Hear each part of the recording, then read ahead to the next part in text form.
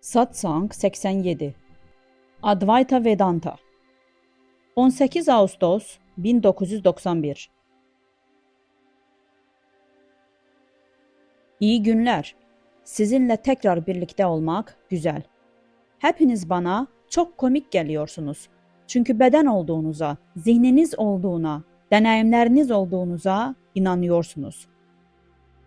Size kaç kere söylesem de hiçbir şey olmadığınız gerçeğini kabul etmiyorsunuz. Bir şey olmak istiyorsunuz. Neden hiçbir şey olmuyorsunuz? Hiçbir şey olmadığınızda dünya yok. Dua edilecek bir tanrı yok. Size bir şey yapabilecek kimse yok. Ölüm yok. Aniden doğuş yok. Sadece hiçbir şey var. Yine de hiçlik her şeydir. Hiçbir şey olun. Hiçbir şey olmayı seveceksiniz. Bir şey olmamayı seveceksiniz. Bana inanmıyorsunuz değil mi? Bir şey, bir kimse olmanız gerektiğini düşünüyorsunuz. Ne grup ama? Birey olduğunuzu, ego olduğunuzu düşünüyorsunuz. Sürekli ben diye düşünüyorsunuz. Doğru mu? Sürekli kendinizi düşünüyorsunuz. Benim buna ihtiyacım var. Ben şunu istiyorum. Ben bunu istiyorum. Bu yanlış, bu doğru. Her zaman bir şey var. Hiçbir şey göründüğü gibi değil. Var olan hiçbir şey göründüğü gibi değil. İster dünya, ister evren, ister diğer insanlar, diğer durumlar, koşullar olsun. Hiçbir şey göründüğü gibi değil. Ve görünen ve gerçek olmayan şeylerle özdeşleştiğiniz sürece buna göre acı çekeceksiniz. Düşündüğünüz her şey, duyularınızın size gerçek olduğunu söylediği her şey sadece bir görünümden ibarettir. Eğer sadece bir görünümse kesinlikle hiçbir sorun yok. Eğer gerçek bir varlık olsaydı, dünya gerçek olsaydı, evren gerçek olsaydı, endişelenecek bir şeyiniz olurdu. Çünkü her şey değişim yasasına tabidir. Her şey sürekli değişir. Dünyaya inandığınızda hayal kırıklığına uğrarsınız. Kafanız karışır.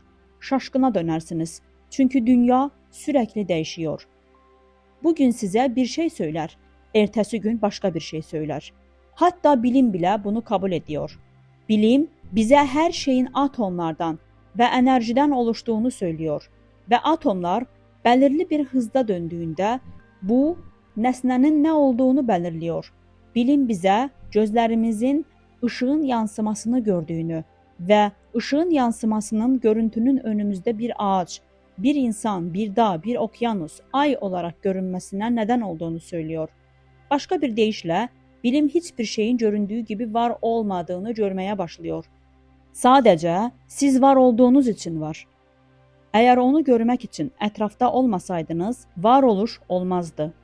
Sadece siz etrafta olduğunuz ve uyanık olduğunuz için, tabiri caizse egoyu uyandırdığınız için şeyler size göründüğü gibi görünüyor. Yine de hiçbir şey göründüğü gibi görünmez. Milyonlarca yıl önce güneşin patladığını ve gezegenlerimizin bugün olduğu gibi olmasına neden olduğunu ve her şeyin evrim geçirdiğini söylüyorlar. Büyük patlama teorisi.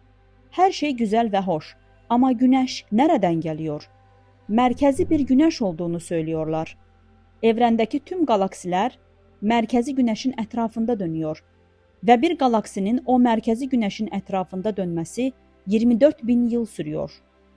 Galaksi güneşe ne kadar yaklaşırsa gezegen o kadar evrimleşir. Galaksi güneşten ne kadar uzaklaşırsa o gezegendeki karanlık çağlar o kadar büyük olur. Merkezi güneşe olabildiğince yaklaşmanın yaklaşık 12 bin yıl sürdüğünü ve ondan uzaklaşmanın da 12 bin yıl sürdüğünü söylüyorlar. Başka bir deyişle gezegen karanlık çağlara geri dönerken 12 bin yıl altın çağda kalıyor. Söyledikleri bu. Peki merkezi güneş nereden geldi? Kim doğurdu? Zamanın başlangıcından beri bu soruyu düşünen insanlar olmuştur. Her şey nereden geldi? Yaratılış nereden çıktı? Neyden evrimleşti? Hindistan'daki büyük rişiler, Japonya'daki büyük kahinler, Mısır'daki büyük bilginler binlerce yıl önce ağaçların altında oturup bu soruları düşündüler. Eğer Tanrı her şeyi yarattıysa Tanrı nereden geldi? Tanrı'yı kim yarattı? Bu yaratılışdan sorumlu görünən hər zaman bir şey və bir kişi vardır. Əski zamanların bilginləri, kahinləri bu soruları düşündülər və çox ilginc bir şey oldu. Yaratılışın nədənini dışarıdan düşünürkən birdən-birə içə dönük halə gəldiklərini fark etdilər.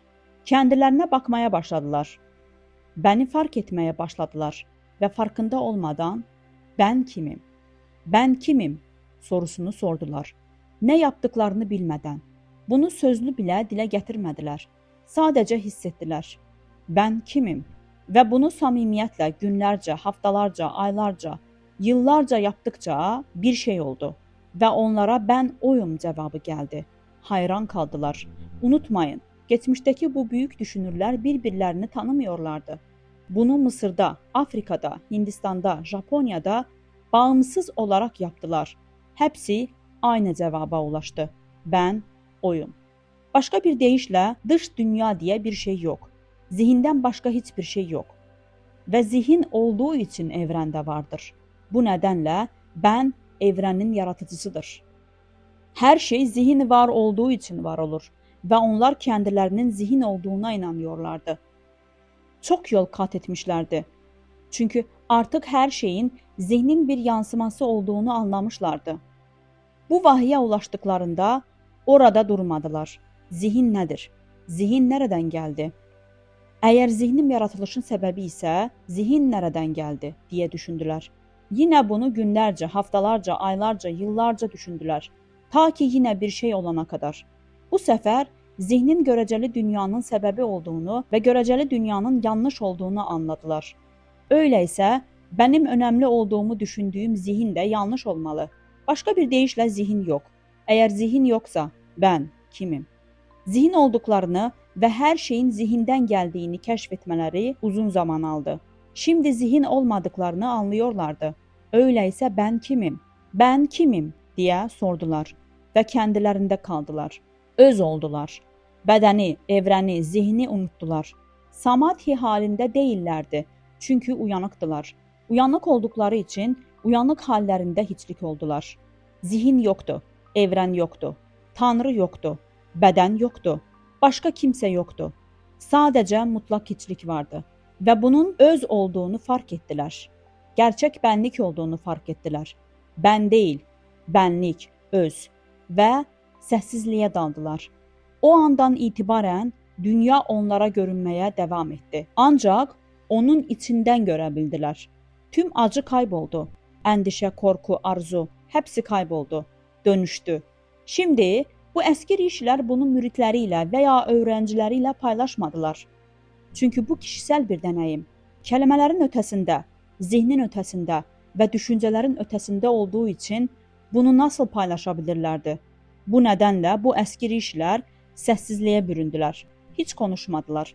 Yine de onlardan öyle bir güç yayılıyordu ki, doğru adammışlar yanlarına gelip sadece oturup hiçbir şey yapmadan, hiçbir şey söylemeden, hiçbir şey istemeden, hiçbir şey arzu etmeden aynı sonuçlara ulaşıyorlardı.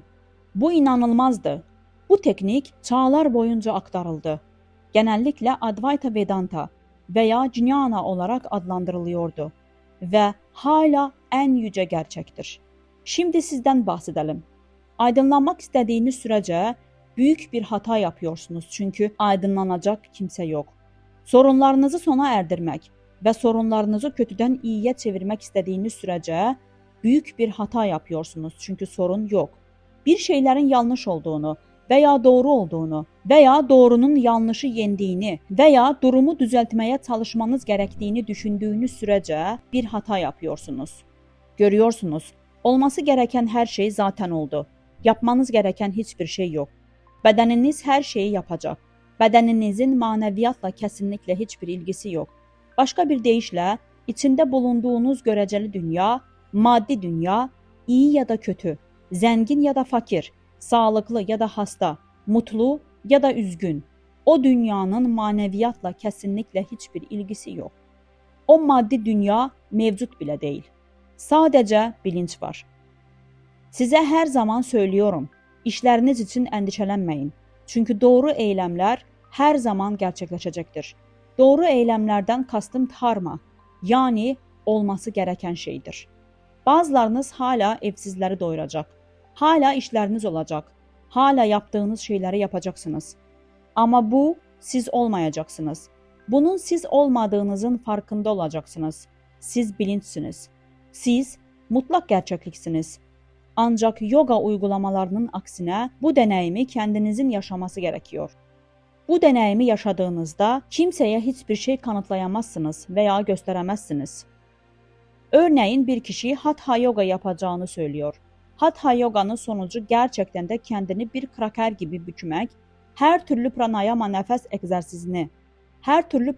nefes egzersizini yapmak, 1 saat nefesi tutmak, 4 gün boyunca canlı olarak gömülmek ve hayatta kalmaktır. Tüm bu siddhiler ve tüm bu güçler Hatha yoga, Raja yoga ve Kundalini yoga uygularken geliştirilebilir. Ancak bunun benlikle hiçbir ilgisi yoktur. Bilinçle hiçbir ilgisi yoktur. Tüm bu yogalarda ustalık kazanan kişinin hala sorunları vardır. Hala zihinsel ıstırap çekerler. Onların da sevdikleri ve sevmedikleri şeyler var. Kötü huyları var, korkuları var. Bu siddhiləri, güçləri geliştirmiş ve olağanüstü şeyler yapabiliyor olsalar bile hala insanlar. Tüm bunların öz gerçekleşme, moksha, kurtuluşla hiçbir ilgisi yok. İşte bu yüzden birey olarak hayattan ne istediğinize karar vermelisiniz. Hepiniz hayatınız boyunca çeşitli toplantılara katıldınız. Çeşitli öğretmenlerle görüştünüz. Birçok kitap okudunuz. Ne istiyorsunuz? Sonunda özgür olmak mı? Yoksa farklı özellikler, güçler geliştirmek mi istiyorsunuz? Şöhret, ün mü istiyorsunuz? Bunları başarabilirsiniz. Ancak bu sizi özgürleştirmez. Peki, neden özgür olmak istiyorsunuz? Tamamen özgür olmak, artık doğum ve ölüm döngüsünün bir parçası olmamak demektir. Artık bir bedeniniz yok. Ama bilinçlisiniz. Artık sürekli düşünen bir zihniniz yok. Tamamen özgürsünüz ve ışıl ışıl mutlusunuz. Nerede olursanız olun, her zaman doğru yerde olduğunuzu hissediyorsunuz. Her zaman doğru yerde olduğunuzu hissediyorsunuz. Sizin için başka daha iyi bir yer yok. Özgürsünüz, kurtulmuşsunuz. Sonsuz mutluluğa, neşeye sahipsiniz. Artık bedeninizin ne yaptığıyla ilgilenmiyorsunuz.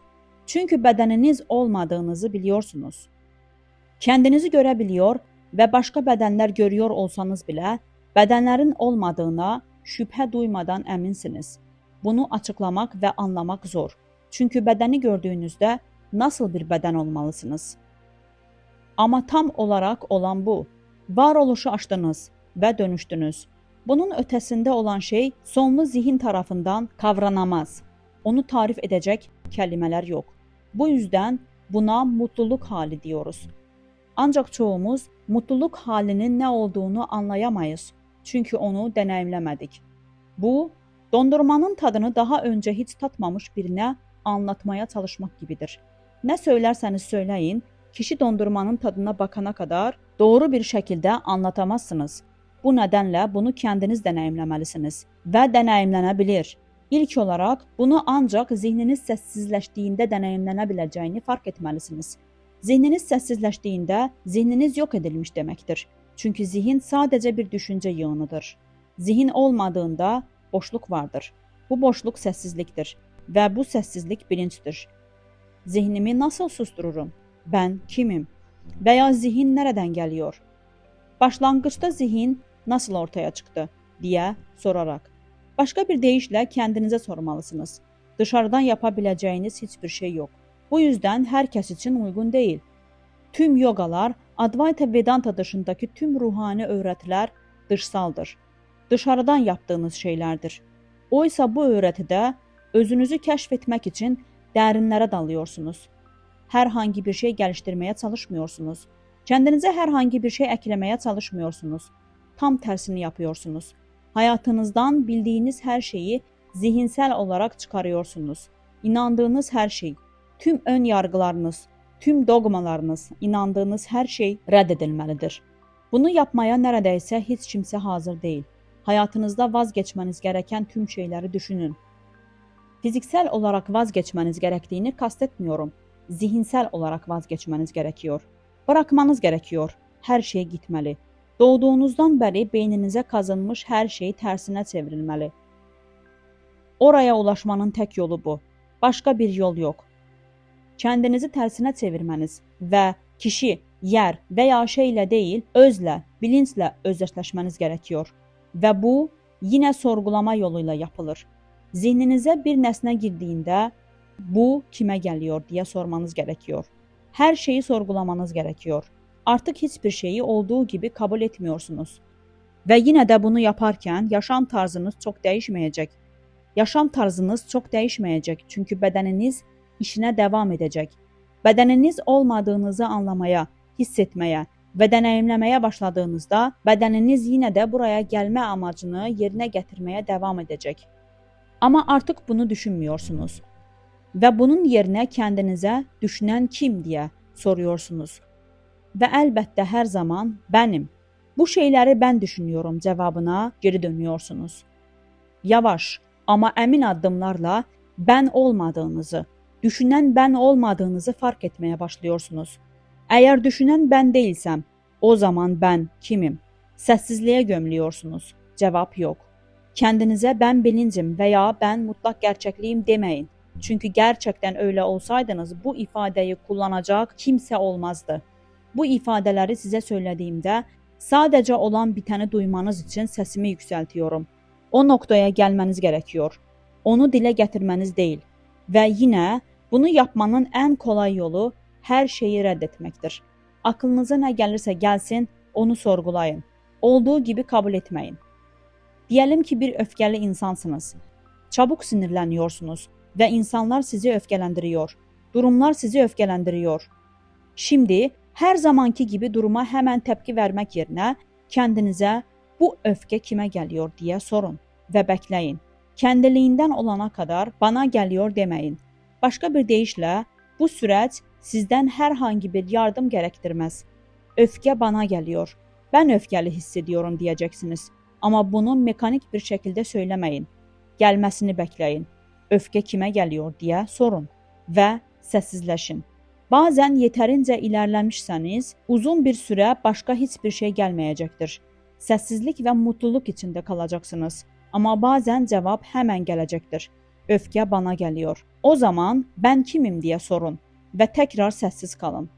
Bunun nasıl yapıldığını görüyor musunuz? Mekanik bir şekilde yapılmıyor. Benliğin her şeyle ilgilenmesine izin veriyorsunuz, izliyorsunuz. Olabildiğince sessizleşiyorsunuz. Artık dünyayla çok fazla ilgilenmiyorsunuz. Tanık olarak gözlemliyorsunuz ama tepki vermiyorsunuz. Satsangın sonu. Son.